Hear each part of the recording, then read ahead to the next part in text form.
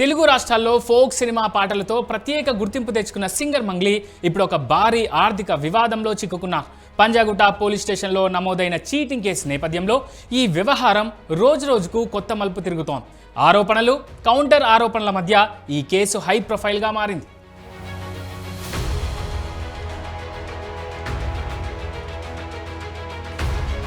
Advocate సింగపోకు Subbarao Panjagutta పోలీసులకు ఫిర్యాదు చేస్తూ మంగ్లీతో పాటు ఆమె సోదరుడు శివపై తీవ్ర ఆరోపణలు చేశారు.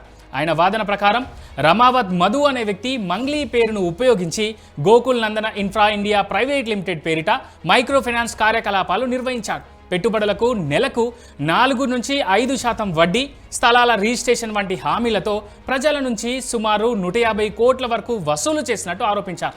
ఈ వ్యవహారంలో తానే వ్యక్తిగతంగా దాదాపు 10 కోట్ల వరకు మోసపోయానని సుబ్బారావు చెప్పారు.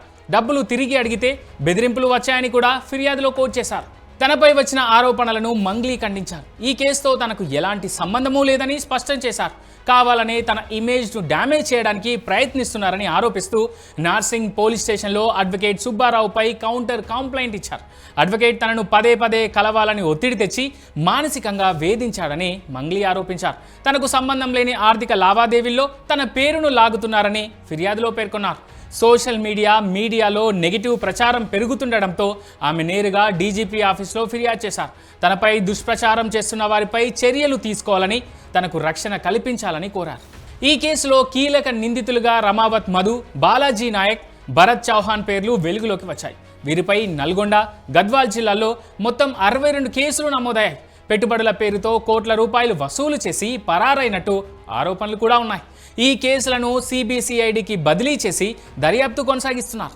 ఇక పరారీలో ఉన్న రమావత్ మధు తాజాగా వీడియో విడుదల చేయడం ఈ కేసులో కొత్త ట్విస్ట్ను తీసుకొచ్చింది. ఆ వీడియోలో అడ్వకేట్ సుబ్బారావు చేసిన ఆరోపణలు వాస్తవాలు కావని, తాను కూడా మోసపోయానని చెప్పాడు. హిమాకాంత్ రెడ్డి అనే వ్యక్తి కంపెనీ డబ్బులను తన దగ్గరే ఉంచుకున్నాడని ఆరోపించాడు.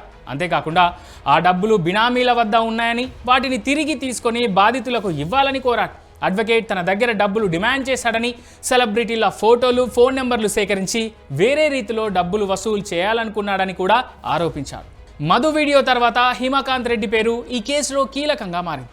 Gokul Nandan infra brochure launch సమయంలో అతడిని డైరెక్టర్గా ఉండాలని ఆహ్వానించగా అతను తిరస్కరించి బ్యాక్ బోన్గా ఉంటాను అని చెప్పినట్టు సమాచారం. ఇది చూస్తే ముందుగానే పరిణామాలను అంచనా వేసి ప్రత్యక్ష పాత్రకు దూరంగా ఉన్నాడా, లేక ఆర్థిక లావాదేవీల్లో కీలక పాత్ర పోషించాడా అన్న అనుమానాలు వ్యక్తమవుతున్నాయి. ఇక మైక్రో ఫైనాన్స్ లావాదేవీలకు మంగ్లీకి నిజంగా సంబంధం ఉందా? రమావత్ మధు గ్యాంగ్ ఎంత మేరకు మోసం చేసింది? హిమకాంత్ రెడ్డి పాత్ర ఏంటి? బాధితులకు డబ్బులు తిరిగి వస్తాయా? ఈ ప్రశ్నలకు సమాధానాలు దర్యాప్తులోనే తేలాల్సి ఉంది.